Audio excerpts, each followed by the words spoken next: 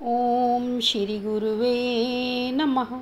अखंडानंदबोधाय शिष्यसंतापहारिणे सच्चिदानंदरूपाय रामाय गुरुवे नमः। ओम शांति शांति शांति। ओम। प्रणाम भगवान पुरुषोत्तम योग स्वामी अखंडानंद सरस्वती जी का दिव्य ग्रंथ। और भगवान इसमें श्रीमद् भगवद गीता के 15वें अध्याय की व्याख्या चल रही है भगवान, और मंत्र नंबर है 15। और अब आगे, कभी कभी लोग कल्याण की दृष्टि से जैसे अपने में अज्ञानी पने का आरोप करके बोलते हैं कि हम अज्ञानी हैं, ठीक इसी व्यवहार दशा में अपने व्यक्तित्व में ज्ञानी पने का आरोप करके भी बोला जाता है कि मैं ज्ञानी हूँ। तो अपने कृपा पात्र जो भक्त हैं, शिष्य हैं, वे पहचान जाएं, इसके लिए भी ऐसे बोलना पड़ता है। अतः भगवान अपनी महिमा का गान कर रहे हैं। वेदेह च सर्वे अहम एव वेद्य वेदांतकृत वेदविद एव च अहम।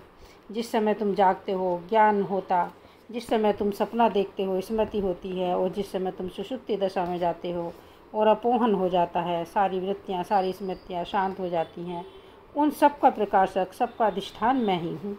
फिर बोलते हैं कि वेदेह च सर्वे अहम एव वेद्य। यह बात आपको पूर्व में बहुत साफ करके सुनाई। भगवान ने कहा कि सब वेदों में मैं वर्णित हूँ, संपूर्ण वेदों का प्रतिपाद्य मैं ही हूँ।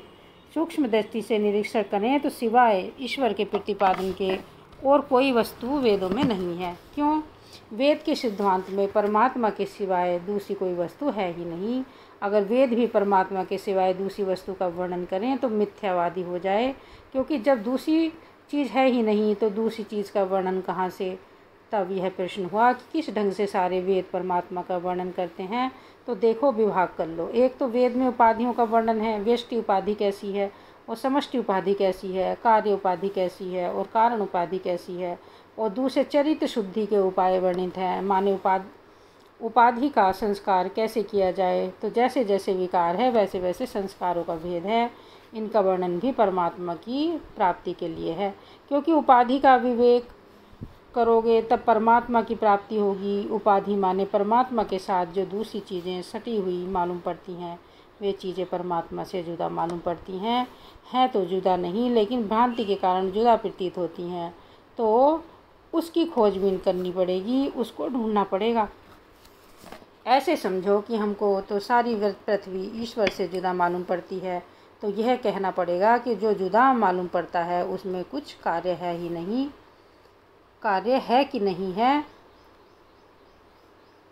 ऐसे समझो कि हमको तो सारी पृथ्वी ईश्वर से जुदा मालूम पड़ती है, तो यह कहना पड़ेगा कि जो जुदा मालूम पड़ता है उसमें कुछ कार्य है कि नहीं है।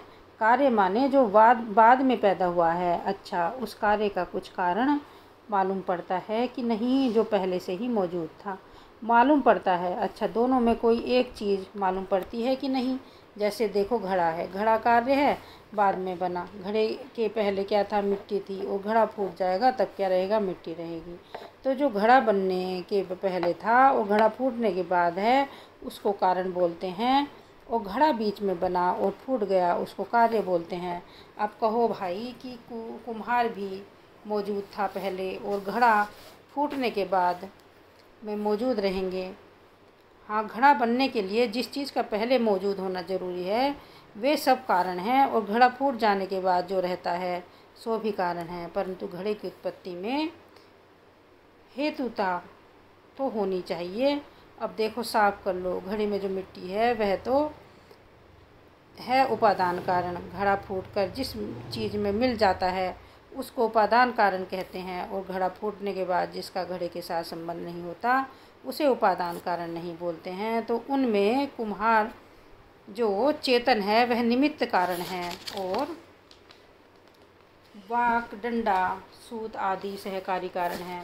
निमित्त माने जिस वजह से वह चीज़ पैदा हुई, और उपादान माने जिस चीज़ में वह चीज़ बनी। बहुत दिनों तक हमारी समझ में यह बात नहीं आती थी कि दुनिया में जितनी मिट्टी है वह सब घड़े का उपादान कारण है, कि जितनी घड़े में आई है उतनी ही उपादान कारण है। मिट्टी धरती में है तो उससे पेड़ भी बनेगा, पौधा भी बनेगा, मकान भी बनेगा, कुल्हड़ भी बनेगा, सकोरा भी बनेगा, घड़ा भी बनेगा। तो सारी मिट्टी घड़े का उपादान कारण थोड़े ही है। घड़े को तोल लो, उसमें जितना भार घड़े का है उसी मिट्टी में घड़े की शक्ल उभार ली गई है। असल में घड़ा नाम का कोई नया वजन पैदा नहीं किया गया है। उस माटी का वजन सेर भर है तो घड़े का वजन भी सेर भर है। उस माटी से जुदा घड़ा कुछ नहीं बना है। इसी प्रकार समझो कि यह दुनिया एक घड़ा है। इस शरीर को भी घड़ा बोलते हैं। इसकी शक्ल भी घड़े से मिलती जुलती है। पेट बड़ा और ऊपर मुँह छोटा, ये घट ही हैं सबके सब। तो इस दृष्टि से शकल सूरत मिलने से इसे घट नहीं कहते हैं, गढ़ा हुआ होने से इसको घट कहते हैं। घट माने घटित, घटित माने गढ़ा हुआ, जो धातु का स्वरूप नहीं है, धातु में गढ़ दिया गया है। जैसे सोने में स्त्री गढ़ दी गई, पुरुष गढ़ दिया गया, कंगन हार गढ़ दिया गया, तो स्त्री पुरुष कंगन हार ये सब गढ़े हुए हैं। घटित और सोना है धातु उपादान। इसी तरह ये जो सारा संसार है ये तो गढ़ा हुआ रूप है, आकार है, और इन सब के अलग अलग नाम रख दिए गए हैं। लेकिन जैसे सोने के गणेश भी सोना और सोने का चूहा भी सोना, इसी तरह यह जो प्रपंच है, जो दुनिया है, यह जिस सोना में गढ़ी गई है उसका नाम तो है परमात्मा। और ये अलग अलग आकार कल्पित किए गए हैं।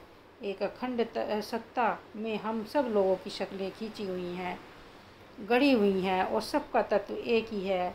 आकार की दृष्टि से, शकल की दृष्टि से सब अलग अलग हैं, उपादान की दृष्टि से सब एक ही हैं।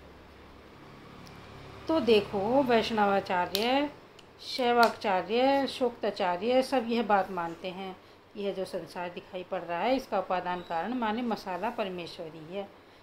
श्री रामानुजाचार्य भी जगत का उपादान कारण ब्रह्म ही मानते हैं। श्री वल्लभाचार्य महाराज भी मानते हैं कि बिल्कुल खाली सोना की तरह माने, जिसमें माया विद्या नहीं, कोई मिलावट मैल नहीं, ऐसा शुद्ध ब्रह्म जगत का उपादान है।